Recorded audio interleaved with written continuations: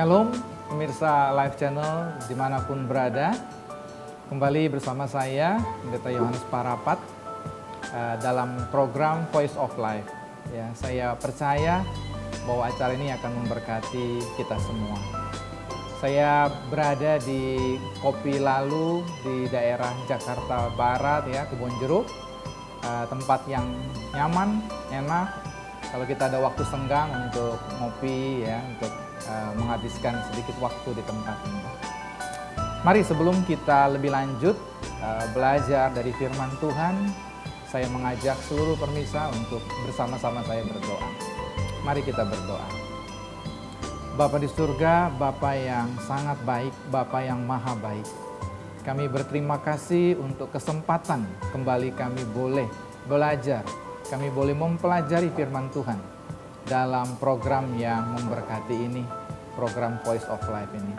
Kami berdoa memohon Roh Kudus menolong setiap kami untuk mengerti dan dapat melakukan firman Tuhan. Terima kasih Bapa, kami berdoa di dalam nama Tuhan Yesus. Amin. Pemirsa Live Channel yang dikasihi Tuhan Yesus Kristus, saya memiliki pengalaman tinggal di pedalaman Kalimantan pada tahun 90-an, 90 lebih.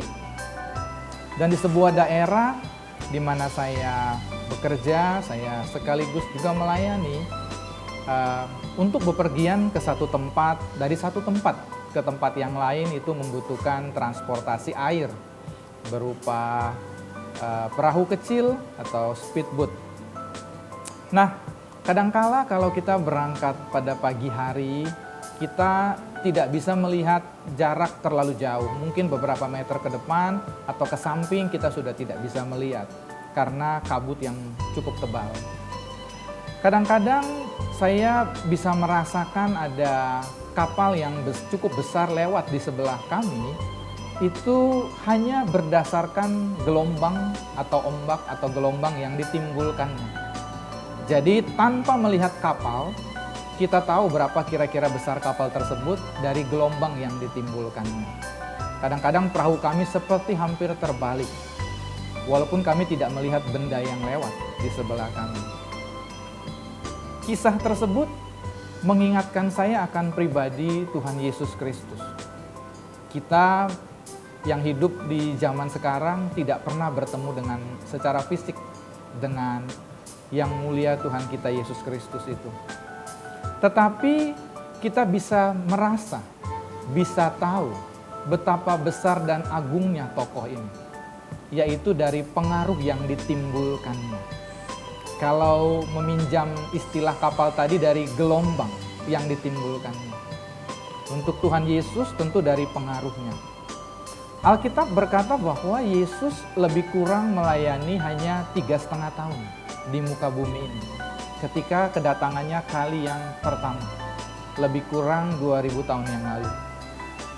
Perhatikan bahwa meski beliau hanya melayani atau menyampaikan pengajaran 3,5 tahun di bumi, termasuk di dalamnya melakukan mujizat, kebaikan, hal-hal yang hebat, hari ini kalau dibaca dalam sebuah sensus, survei, atau berita yang bisa kita dapat secara mudah, ada lebih dari 2 miliar orang di muka bumi ini yang mengaku sebagai pengikut Kristus. Bayangkan betapa hebatnya tokoh ini, pribadi ini. Tuhan yang menjadi manusia ini, Allah yang berinkarnasi menjadi manusia ini. Namun, yang juga harus kita perhatikan, meskipun begitu banyak orang-orang yang mengaku sebagai umat pengikut Tuhan Yesus Kristus, tetapi dalam kenyataannya kita harus juga mengakui bahwa sebagian di antaranya tidak benar-benar mengikut Tuhan Yesus dengan benar. Kita akan pelajari, kita akan buktikan, dan kita akan berusaha atau mengajak kita semua tentu saja untuk bisa di akhir hidup kita, di perjalanan hidup kita, mulai hari ini untuk sungguh-sungguh menjadi pengikut Tuhan yang benar. Kalau kita membaca Alkitab dengan baik, kita akan menemukan bahwa tidak ada manusia yang bertemu dengan Tuhan Yesus yang hidupnya tidak diubah. Kembali topik ini saya sampaikan sebab ini hal yang sangat prinsip. Tidak ada manusia yang bertemu dengan Tuhan Yesus yang hidupnya tidak diubah. Hal ini memberi konsekuensi penting bagi semua orang, yaitu jika ada orang mengaku bertemu dengan Tuhan, baik lewat pemberitaan firman, lewat doa, lewat ibadah, namun hidupnya tidak berubah secara besar, secara hebat, maka dapat dipastikan orang tersebut belum atau tidak pernah bertemu dengan Tuhan. Kita akan membaca bagian Alkitab yang membuktikan pernyataan yang baru saja saya sampaikan kepada pemirsa yang dikasihi oleh Tuhan Yesus. Saya akan membaca dalam Lukas pasal 19 ayat 1 sampai ayat yang ke-10. Demikian firman Tuhan. Yesus masuk ke kota Yeriko dan berjalan terus melintasi kota itu. Di situ ada seorang bernama Sakeus, kepala pemungut cukai, dan ia seorang yang kaya. Ia berusaha untuk melihat orang apakah Yesus itu, tetapi ia tidak berhasil karena orang banyak, sebab badannya pendek. Maka berlarilah ia mendahului orang banyak, lalu memanjat pohon ara untuk melihat Yesus yang akan lewat di situ. Ketika Yesus sampai ke tempat itu, ia melihat ke atas dan berkata, "Sakeus, segeralah turun, sebab hari ini aku harus menumpang di rumahmu." Lalu Sakeus segera turun dan menerima Yesus dengan sukacita. Tetapi semua orang yang melihat hal itu bersungut-sungut, katanya, ia menumpang di rumah orang berdosa. Tetapi Sakeus berdiri dan berkata kepada Tuhan, "Tuhan, setengah dari milikku akan kuberikan kepada orang miskin. Dan sekiranya ada sesuatu yang kuperas dari seseorang, akan kukembalikan 4 kali lipat." Lalu Yesus berkata kepadanya, "Hari ini telah terjadi keselamatan kepada rumah ini, karena orang ini pun anak Abraham. Sebab anak manusia datang untuk mencari dan menyelamatkan yang hilang." Pemirsa yang dikasihi Tuhan Yesus Kristus, sekali lagi keselamatan yang diperoleh oleh seseorang merupakan pemberian. Pemberian adalah terjemahan sederhana dari kata kasih karunia atau anugerah. Kata ini di dalam bahasa Inggris begitu bagus, diterjemahkan sebagai grace. Dari kata grace timbul banyak sekali kata-kata yang hebat yang mungkin sebagian bahkan kita belum mendengarnya. Ketika seseorang memberikan pemberian, maka dia disebut gracious, dia bermurah hati. Ketika seseorang diampuni kesalahannya, disebut grasi. Semua kata-kata ini berhubungan dengan sesuatu yang tidak layak diterima seseorang, namun diberikan kepada orang tersebut. Itulah inti dari arti kata grace atau anugerah atau pemberian dari Allah kepada kita. Kisah Sakeus ini kita sering dengar sejak kecil tentang badannya yang pendek, bagaimana dia naik pohon ara supaya dapat melihat Yesus. Tetapi tentu saja ada pelajaran yang jauh lebih penting daripada sekedar hal itu. Pemirsa yang dikasihi Tuhan, yang pernah mungkin ke Israel, biasanya bahkan tour guide memberitahu bahwa di sekitar inilah pohon yang dipanjat oleh Sakeus. Sekalipun kita belum pernah tahu benar tidaknya berita itu atau pohon yang mana yang benar, tapi biasanya kita tidak terlalu memperhatikannya sebab memang poin pentingnya bukan di situ. Tapi kisah ini mengajarkan sebuah pelajaran hebat, sekali lagi tentang anugerah keselamatan yang diterima seseorang. Sebab sesungguhnya tidak ada hal yang lebih penting di hidup ini selain kita mengetahui bahwa kita adalah orang yang begitu diberkati karena dianugerahkan, diberikan keselamatan oleh Allah yang maha baik tadi. Bukan kita yang membayarnya, tetapi Yesus Kristus, Tuhan kita, dengan pengorbanannya di kayu salib. Ya. Baik, dari pembacaan Lukas pasal 19 ayat 1-10 tadi, ada 3 hal penting yang perlu kita perhatikan sehubungan dengan keselamatan. Topik terpenting bagi umat Kristen. Pemirsa Live Channel yang dikasihi oleh Tuhan, satu-satunya yang membedakan kekristenan dengan semua hal yang lainnya adalah adanya anugerah. Kekristenan satu-satunya yang percaya bahwa adanya anugerah, adanya pemberian dari Allah kepada umat manusia berupa keselamatan. Keselamatan sendiri secara umum berarti dihindarkan atau terhindarnya seseorang dari hukuman kekal, sebagaimana dicatat dalam Roma pasal yang ke-6 ayat 23, yaitu hukuman yang diterima umat manusia yang seharusnya diterima akibat dosa yang dilakukannya atau dosa yang ada dalam hidup seseorang, dan Yesus membayarnya di kayu salib. Jadi kita mesti mengerti bahwa yang dimaksud dengan cuma-cuma bukan berarti tidak ada yang membayarnya, tetapi Yesus sudah membayarnya. Jika Yesus tidak membayarnya, tidak dapat diberikan kepada kita. Baik, di dalam Lukas pasal 19 yang tadi kita baca ada 3 hal penting yang perlu kita perhatikan.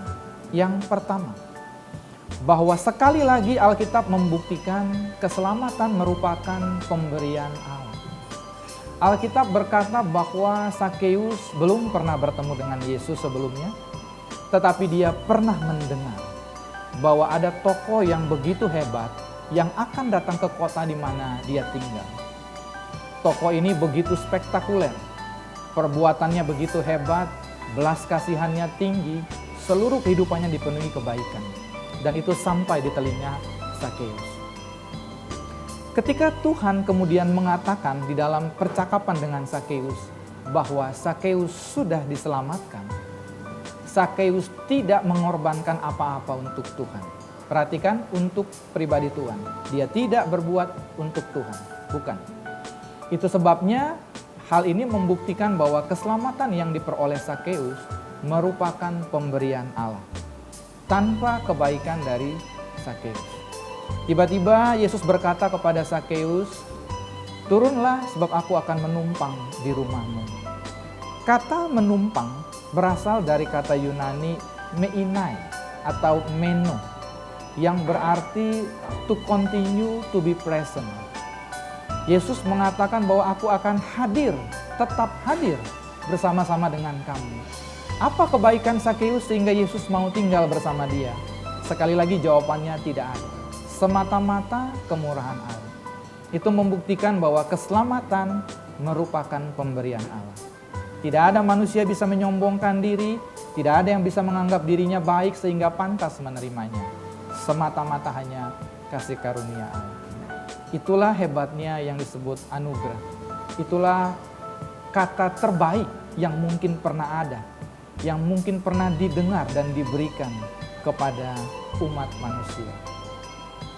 Kata anugerah dari kata Yunani charis merupakan sekali lagi kata yang indah, yang olehnya ditemukan kata-kata lain atau berarti banyak, menjadi banyak arti, menjadi banyak kata yang berasal dari akar kata yang sama, yaitu kata grace atau charis tadi. Kata karisma yang kita sering dengar juga berasal dari kata yang sama. Berarti pemberian, anugerah, kebaikan, kemurahan Tuhan. Kata yang begitu hebat. Baik, jadi yang pertama dari kisah Sakeus kita mendapati bahwa memang benar keselamatan yang diterima seseorang dalam hal ini dicontohkan kepada hidup Sakeus merupakan sekali lagi pemberian Allah. Tidak ada yang dapat mengganggu-gugat, tidak ada yang dapat memprotesnya, sebab Allah berhak memberikan kepada siapa Allah mau memberikan anugerah itu. Kedua, anugerah kasih karunia berupa keselamatan yang diterima Sakeus dan semua umat percaya termasuk pemirsa Live Channel yang dikasihi Tuhan, saya percaya, haruslah melalui sebuah pembuktian. Kembali saya mengingatkan kita semua yang dikasihi Tuhan bahwa anugerah bukanlah sebuah pepesan kosong, bukan sebuah klaim yang tanpa ada buktinya. Saya masih ingat ketika saya kecil, dalam keadaan ekonomi keluarga yang sulit, saya bergaul dengan teman-teman yang memiliki mobil. Ketika dulu saya SMA, tahun 80-an, mobil yang populer dipakai oleh anak-anak remaja, pemuda adalah VW, kita kenal VW Kodok gitu ya, ada klub, ada grup ya. Tapi saya tidak punya karena kami keluarga yang tidak mampu. Tetapi karena saya bergaul dengan orang-orang yang punya, sehingga saya harus berdusta pada waktu itu. Saya berbohong dengan mengatakan bahwa saya juga memiliki, meskipun saya tidak memilikinya. Nah, ada satu persoalan ketika saya mengatakan saya memiliki kendaraan atau mobil tersebut. Masalahnya adalah saya tidak pernah bisa dapat membuktikannya, sebab faktanya memang saya tidak punya. Demikianlah dengan orang yang mengaku sekali lagi menerima dan memiliki anugerah keselamatan dari Allah, tetapi tidak bisa menunjukkannya, dia sama berdustanya. Satu-satunya cara untuk membuktikan bahwa kita menerima anugerah adalah membuktikan bahwa hal itu ada dalam kehidupan kita. Dan Sakeus membuktikannya. Di dalam ayat yang ke-8, Sakeus berkata, perhatikan, dia mengatakan bahwa Tuhan, setengah dari hartaku akan kuberikan kepada orang miskin. Dan sekiranya ada sesuatu yang kuperas dari seseorang, akan kukembalikan 4 kali lipat. Itulah yang disebut dengan pembuktian. Pembuktian bahwa di dalam diri Sakeus ada keselamatan dari Allah. Tidak ada orang yang menerima keselamatan dari Allah, tetapi tidak bisa menunjukkannya. Kita perlu berhati-hati memperhatikan kekristenan kita.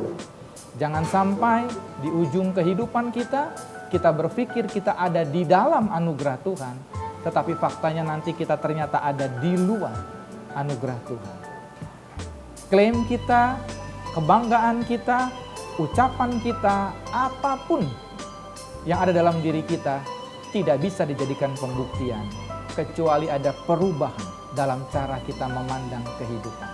Satu-satunya bukti bahwa kita memiliki anugerah. Sakeus membuktikannya dengan cara terjadi perubahan hebat dalam hidupnya.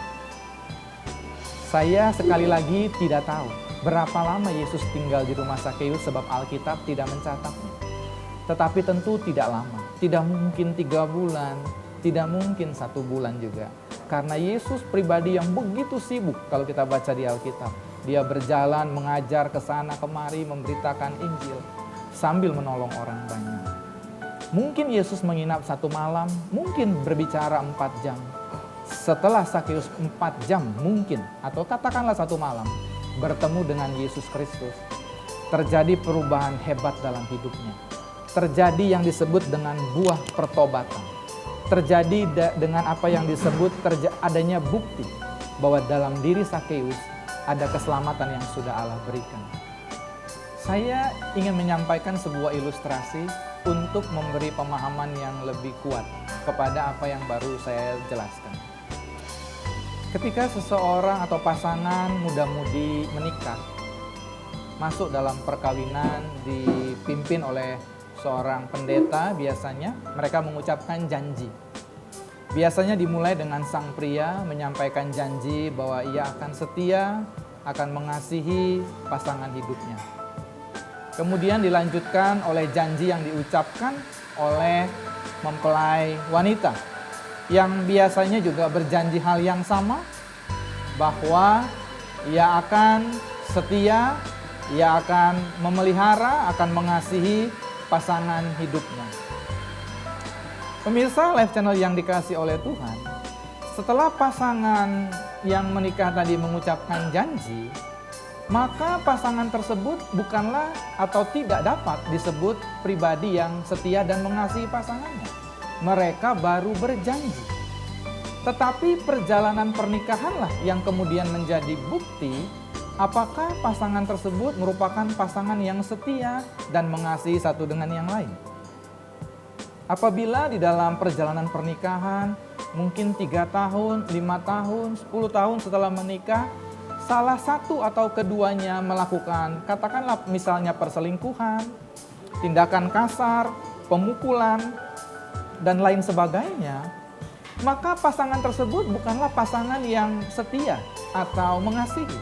Mereka hanya berjanji. Jadi sekali lagi pembuktian bukanlah melalui ucapan, tetapi melalui tindakan, melalui kehidupan. Baru boleh disebut seseorang terbukti. Demikianlah percaya kita, demikian juga keselamatan yang ada pada kita. Ia bukan merupakan sebuah klaim kosong, tetapi sebuah pembuktian yang harus dilakukan. Kembali kepada kisah Sakeus di dalam Lukas pasal yang ke-19 tadi. Setelah Sakeus berkata kepada Tuhan bahwa setengah hartanya akan diberikan kepada orang miskin, dan kalau ia pernah memerah seseorang akan dikembalikannya 4 kali lipat, maka Alkitab mencatat pernyataan Tuhan yang luar biasa untuk Sakeus. Dari mulut Tuhan Yesus sendiri berkata bahwa hari ini telah terjadi keselamatan di dalam rumah ini. Rumah menunjuk kepada pribadi seseorang yang memilikinya. Dengan kata lain, Yesus berkata, hari ini kamu Sakeus selamat. Dari mana Yesus mengakui atau menyatakan bahwa Sakeus hari itu diselamatkan oleh Allah? Tentu saja dan tidak bisa disangkal dari pernyataan Sakeus sebelumnya, yaitu bahwa dia tidak lagi terikat dengan yang namanya harta, tidak terikat dengan mamon, diubah cara berpikirnya, bahwa sekarang dia tidak lagi mengabdi kepada mamon, tidak lagi diikat oleh mamon, tetapi dia memilih Allah. Sekali lagi, keselamatan itu sebuah pembuktian. Itu hal yang harus kita ingat dengan baik-baik. Tidak boleh dan tidak bisa seseorang hanya mengaku lewat mulutnya, tetapi tidak terjadi perubahan dalam hidupnya. Tidak terjadi perubahan cara berpikir, perubahan mindset yang membuat dia tidak lagi diikat oleh apapun juga, kecuali dia mau terikat kepada Tuhan. Itu satu-satunya pembuktian, dan tidak ada pembuktian yang lain. Kita boleh pintar berbicara, kita boleh pintar apa saja, tetapi kita tidak bisa mengelabui Tuhan yang maha mengetahui segala-galanya. Jadi pemirsa Live Channel yang dikasihi oleh Tuhan Yesus Kristus, sekali lagi keselamatan bukanlah pepesan kosong, bukan klaim kosong, bukan sesuatu yang hanya diumbar lewat pengakuan di mulut. Anugerah sejati adalah anugerah yang dapat dibuktikan. Anugerah yang tidak bisa dibuktikan ada dalam hidup seseorang lewat perubahan hidup, lewat perubahan cara pandang. Ia adalah anugerah palsu. Ada begitu banyak orang yang mungkin terjebak dalam anugerah palsu ini. Sekali lagi dia berpikir dia ada dalam anugerah keselamatan Tuhan, tetapi sebenarnya tidak. Kita harus berhati-hati dan kita harus memastikan bahwa kita adalah orang yang benar-benar diselamatkan Allah dengan adanya perubahan dalam cara berpikir kita, yang diikuti dengan perubahan hidup kita, menjadi orang yang betul-betul mengasihi Tuhan dan mengasihi sesama. Saya percaya bahwa apa yang saya sampaikan, yang kita pelajari, memberkati kita semua. Terima kasih, Tuhan Yesus memberkati. Amin.